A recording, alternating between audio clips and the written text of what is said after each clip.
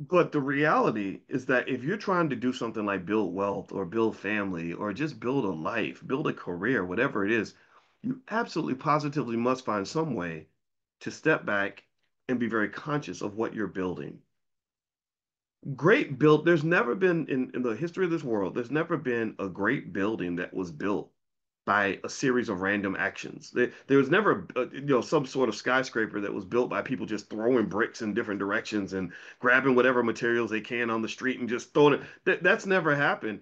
Whenever think about it, when they built the Empire State Building, they probably spent weeks or even years or months or perhaps even a year or two designing the damn thing so that it would stand over 100 years.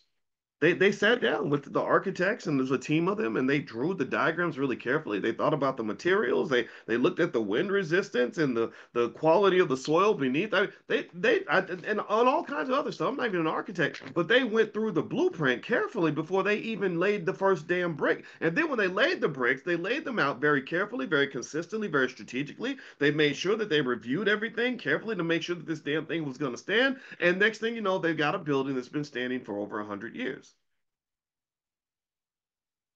So I want you to compare the amount of structure and planning and preparation and consciousness it took to build the Empire State Building. And I want you to compare that to some people's lives. Some people's lives are the exact opposite of that.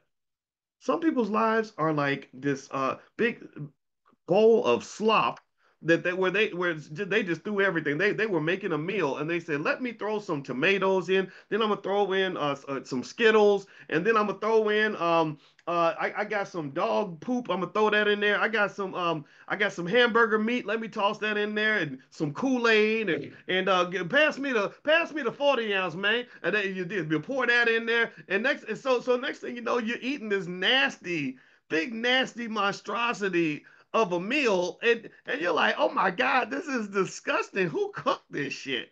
Hey, who made this? Ugh. Well, you cooked it. You don't remember? But you were cooking drunk. And you were also cooking in a way where you weren't thinking about how one ingredient was going to fit with the. You didn't think about how the Skittles would taste next to the dog crap, right? But you just threw it in there because in the moment it just seemed kind of cool to do. Maybe you were following a trend. Maybe you were responding to a short-term issue. Maybe you were, I don't know. Maybe you just weren't thinking about it.